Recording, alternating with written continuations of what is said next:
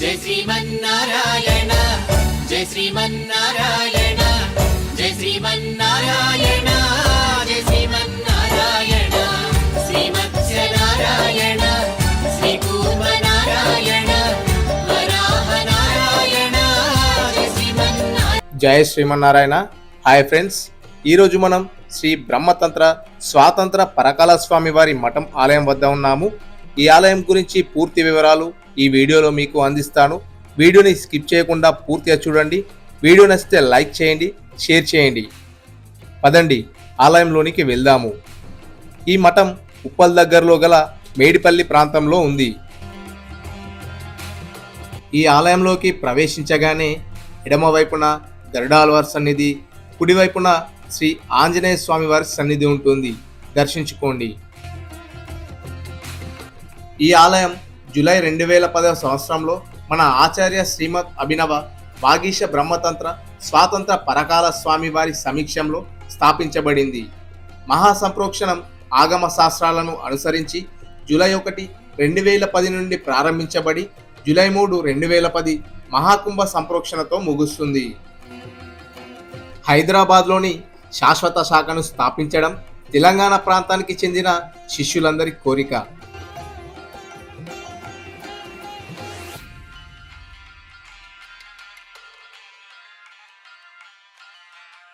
ఈ ఆలయంలో పరంపర జిఆర్ స్వాములను కూడా ఏర్పాటు చేశారు.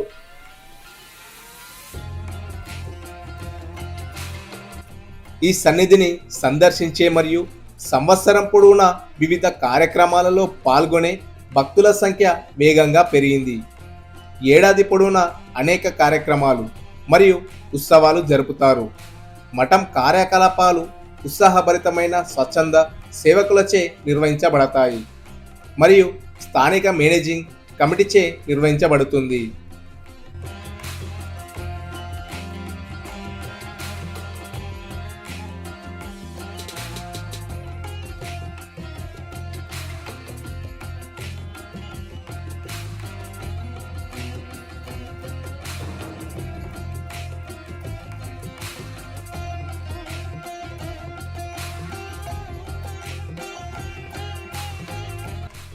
ప్రధాన ఆలయంలో శ్రీ మహాలక్ష్మి, శ్రీ వెంకటేశ్వర స్వామి పెరుమాల్ మరియు శ్రీలక్ష్మి హైగ్రీవ్ వారు దర్శనమిస్తారు. జ్ఞానానికి అధిపతి అయిన శ్రీలక్ష్మి హైగ్రీవుని ఆశీస్సులు పొందడానికి తల్లిదండ్రులు తమ పిల్లలకు అక్షరాభ్యాసాలు ఆలయ ప్రాంగణంలో చేస్తారు.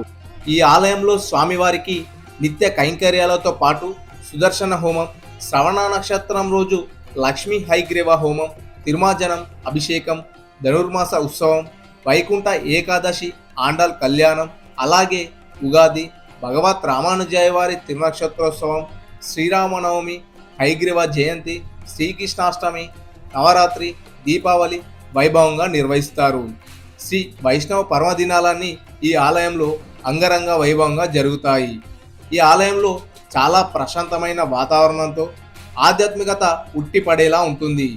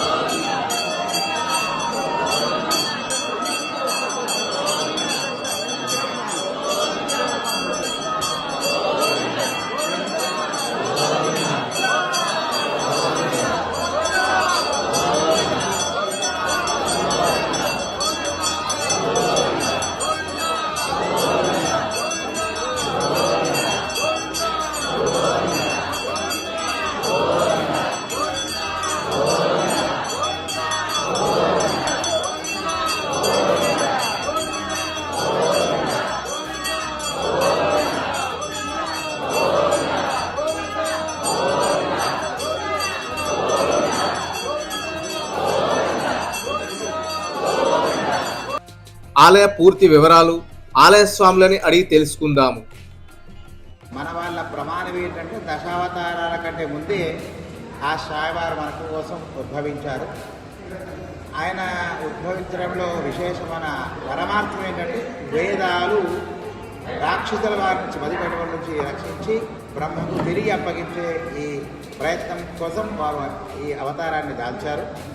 కాబట్టి అదే కాకుండా ఒక్క విద్యార్థులకే కాదు, విద్యకే కాదు, మన మనసులో ఎటువంటి కోరికలున్నా, తీరని కోరికలున్నా ఈ స్వామివారిని అర్చించి స్వామివారికి అభిషేకము హోమ కార్యక్రమంలో శ్రవణ నక్షత్రపూర్వకంగా చేసే ఈ కార్యక్రమంలో ఆ పూజలు, హోమాలు, అభిషేకాలు స్వీకరించి సంతుష్టుడై మనకు ఎటువంటి కార్యక్రమాలైనా, ఎటువంటి అనుకున్న నిశ్చయాలైనా, ఎటువంటి కోరికలైనా నెరవేరుస్తాడు. కాబట్టి హయగ్రీవన్న దశావతారాల కంటే ముందు, తర్వాత విశేషమైన అవతారాలు. ఇది మనకు ప్రధానమైన మఠం మైసూరులో ఉంది, బ్రహ్మతంత్ర ప్రకాశ మహాదేశ్వరి అక్కడ మఠం ఉంది.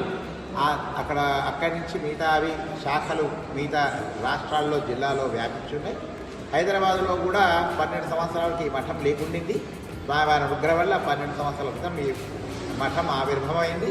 అక్కడి నుంచి నిరంతరంగా ఈ శ్రవణ నక్షత్రపూర్వకంగా స్వామివారి తిరంజనాలు, హోమాలు అందుకోవడమే కాకుండా వేదపారాయణం, మిగతా కార్యక్రమాలు చేస్తూ స్వామివారు భక్తులు ఆశీర్వదిస్తూ ముందరు ఉంటారు. కాబట్టి మన కోరికలు ఏదైనా తీరాలంటే ఈ మేడిపల్లి ప్రాంతంలో ఉన్న ఈ పరకాల మఠాన్ని నుంచి దర్శించి మీ మనోభీష్టాన్ని పొందడమే కాకుండా శాశ్వతమైన విష్ణులోకాన్ని చేరి తర్వాత తిరిగి మళ్ళీ మనకు ఎటువంటి ఈ బాధరబంధ జీవితం లేకుండా ఆ స్వామివారు మనం అనుగ్రహిస్తారు. కాబట్టి భక్తులకు మా విన్నపము ఈ మేడిపల్లి పరకాల మఠానికి వచ్చి వారిని దర్శించి కైంకర్యంలో పాల్గొని మీరు ధజుడు కాకుండా అవడం కాకుండా 10 మందికి ఈ విషయం వ్యాపింపజేసి ఇక్కడ మనం నెల రోజులు స్వామివారి పారాయణం అవుతుంది. ఆ తర్వాత రోజుకొక పాత్ర చొప్పున చెప్తూ స్వామివారికి నివేదన చేస్తూ విశేష పారాయణాల్లో స్వామివారికి విశేష భోగాలు ఏర్పాటు చేస్తారు. కాబట్టి అది నెల రోజులు చేస్తూ చివరికి ముగింపు రోజు గోదామ్మవారి కండాలు గోదమ్మవారి తిరుకళ్యాణం కూడా జరుగుతుంది. కాబట్టి ఇదే కాదు, ఇక్కడే కాదు, ప్రతి వైష్ణవాలయాల్లో ఈ ధనుర్మాస కార్యక్రమంలో తిరుకళ్యాణము, ఈ ధనుర్మాసోత్సవం విశేషంగా జరగడం జరుగుతుంది. అందరికీ ధన్యత చేకూర్చాలని ప్రార్థన చేస్తున్నాం. జై శ్రీ లక్ష్మీ జయ లక్ష్మి. ఫ్రెండ్స్, మీరు ఎప్పుడైనా శ్రీ బ్రహ్మతంత్ర స్వాతంత్ర పరకాల స్వామి వారి మఠంకి వచ్చారా? వస్తే ఎలా అనిపించిందో కామెంట్ రూపంలో చెప్పండి. ఈ వీడియోని మీ ఫ్రెండ్స్కి, ఫ్యామిలీస్కి షేర్ చేయండి. మరొక ఆలయ సందర్శనతో మళ్ళీ కలుద్దాం. అంతవరకు సెలవు.